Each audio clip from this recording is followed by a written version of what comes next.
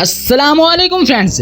दोस्तों, क्या आप जानते हैं कि हमारा दिमाग भी रेडियो और टीवी की तरह मुख्तलिफ फ्रिक्वेंसीज पर काम करता है। जी हाँ, हमारा दिमाग मुख्तलिफ कामों के दौरान मुख्तलिफ तरह की फ्रिक्वेंसीज का इस्तेमाल करता है। मिसाल के तौर पर आम तौर पर हमारे दिमाग की फ्रिक्वेंसी 14 से 30 हर्ट्ज तक होती है। इसी तरह सोते हुए, किसी काम को अंजाम देते हुए, सोच विचार करते हुए या फिर ख्वाब देखते हुए हमारे दिमाग की फ्रिक्वेंसी मुख्तलिफ स्टेज से गुजरती है। और इसी तरह मुख्तलिफ तरह की फ्रिक्वेंसीज के दौरान होने वाली दिमाग की हालत को स्टेट ऑफ माइंड कहा जाता है। और इसी दौरान दिमाग मुख्तलिफ तरह की वेव्स भी खारिज करता है, जो कि स्टेट ऑफ माइंड की तरह अल्फा, बीटा और थीटा वेव्स ऑफ माइंड कहलाती हैं। दिमाग की इन स्टेट्स के बारे में आज जानेंगे आज की हमारे इस वीडियो में, और आप ये भी जान सकेंगे कि कौन सी स्टेट ऑफ माइंड बेहतर है और हमारे लिए फायदेमंद है। तो चलिए फ्रेंड्स, शुरू करते हैं अपनी आज की वीडियो।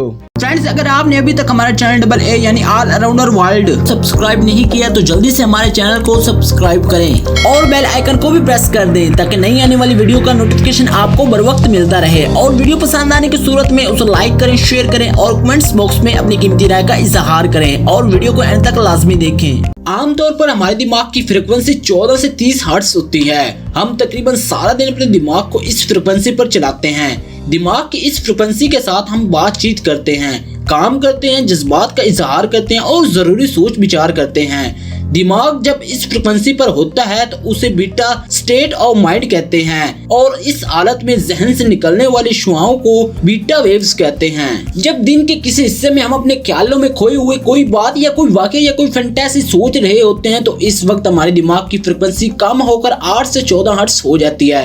या जब हम नींद की तरफ जा रहे होते हैं, गनूदगी की कैफियत तारी हो रही होती है, इस वक्त भी हमारे दिमाग की यही फ्रिक्वेंसी होती है। इसे अल्फा स्टेट ऑफ माइंड कहते हैं और इस स्टेट में निकलने वाली शुआओं को अल्फा वेव्स कहते हैं। हल्की नींद की कैफियत को थीटा स्टेट ऑफ माइंड कहते हैं और इसकी फ्रिक्वेंसी 4 से 8 हर्ट्ज होती है। इस फ्रिक्वेंसी में ख्वाब भी आते हैं। गहरी नींद की सूरत में डेल्टा स्टेट ऑफ माइंड कहलाती है। इसकी फ्रिक्वेंसी 1 से 4 हर्ट्ज होती है। इस फ्रिक्वेंसी में कोई ख्वाब नहीं आता।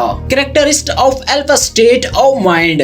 आप लोगों को अक्सर तजुर्बा हुआ होगा कि आप अपने ख्यालों में खोए हुए किसी दोस्त या चाहने वाले के बारे में सोच रहे हो और अचानक इसी वक्त उस दोस्त की कॉल आ जाए या मैसेज आ जाए। ऐसा इसलिए होता है कि इस वक्त आपका जहन अल्फा स्टेट ऑफ माइंड में होता है। इस फ्रिक्वेंसी की शुआओं में इतनी ताकत होती है कि वो हजारों मील दूर भी एक पल में पहुंच जाती हैं और किसी के दिमाग या सोच में दाखिल हो सकती हैं। जब आप अपने ख्यालों में गुम किसी के बारे में सोचते हैं तो आपकी सोच की फ्रिक्वेंसी इसके दिमाग में दाखिल हो जाती है और उसे आपका ख्याल आता है, तो वो आपको मैसेज या कॉल करता है। ऐसा कभी नहीं होता कि आप गुस्से में किसी के बारे में सोचें और अचानक उसकी कॉल आ जाए, क्योंकि गुस्से की कैफियत में दिमाग बीटा स्टेट ऑफ माइंड में होता है। मुराकबा करने वाले अपने जहन को अल्फा स्टेट ऑफ माइंड में लेकर जाते हैं ताकि वो मुराकबा की दुनिया में दाखिल हो सकें। ये फ्रिक्वेंसी हमें दूसरी दुनिया से रोशनास करवाती है, वो चीजें जो जाहिर आंख से नहीं देखी जा सकती, इस स्टेट ऑफ माइंड में देखी जा सकती हैं। अलहाम भी इसी फ्रिक्वेंसी में होता है, छठी हस भी इसी फ्रिक्वेंसी में काम करती है और कश्फ भी इसी फ्रिक्वेंसी में जाहिर होता है। वजदान मिलता है, इंसाइट मिलती है, रहनुमाई मदद मिलती है और रूहानी इलाज या एनर्जी हीलिंग भी इसी फ्रिक्वेंसी में होती है। रूहानी दुनिया की अजायबात भी इसी स्टेट ऑफ माइंड में देखी जा सकते हैं। नजर भी इसी स्टेट ऑफ माइंड से लगती है। किसी को इख्तियारी तौर पर नजर नहीं लगाई जा सकती।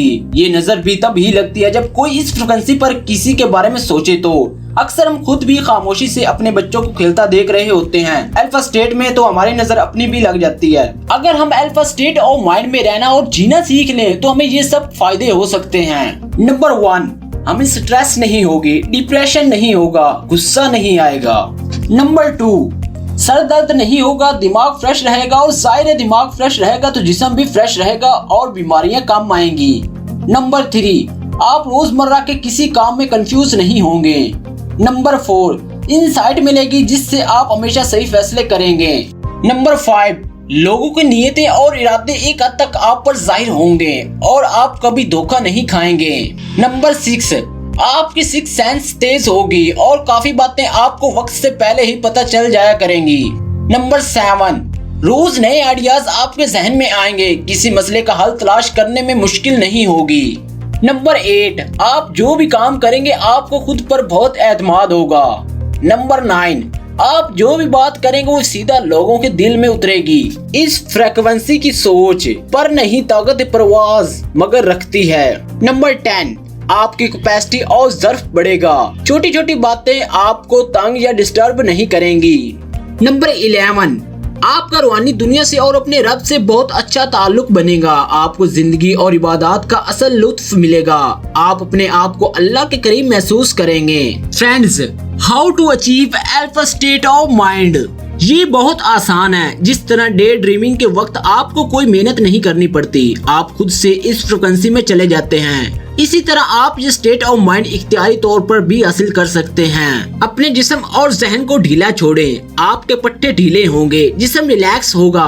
फिर अपने जहन को मजीद ढीला छोड़े, आपको महसूस होगा कि आपके जहन से गर्मी निकलकर हवा में उड़ रही है और दिमाग ठंडा हो रहा है। दिमाग में हलचल कम हो रही है और सुकून हो रहा है। न्यूट्रॉन्स की हरकत आहिस्ता और पुरसुकून हो रही है। जब दिमाग ठंडा और पुरसुकून महसूस हो और मुख्तलिफ सोचों से दिमाग खाली हो जाए तो बस यही अल्फा स्टेट ऑफ माइंड है। आपको हल्की सी गनूदगी भी महसूस हो सकती है। अब करना ये है कि खुद अपने आप को याद करवाते रहना है कि मैंने इस स्टेट ऑफ माइंड को बरकरार रखना है। ऊंचा नहीं बोलना, गुस्सा नहीं करना, शिद्दत से जज्बात का इजहार नहीं करना, टेंशन नहीं लेनी। आप कुछ दिन की मेहनत से इस हालत को बरकरार रखना सीख लें तो फिर खुद ही आपका गुस्सा, टेंशन, बेसुकूनी, बेख्वाबी सब मसले हल हो जाएंगे। अपनी जिंदगी एक आला मकाम पर लगने लगेगी। तो दोस्तों, मैं उम्मीद करता हूँ कि आप मेरी इस बात पर अमल करेंगे।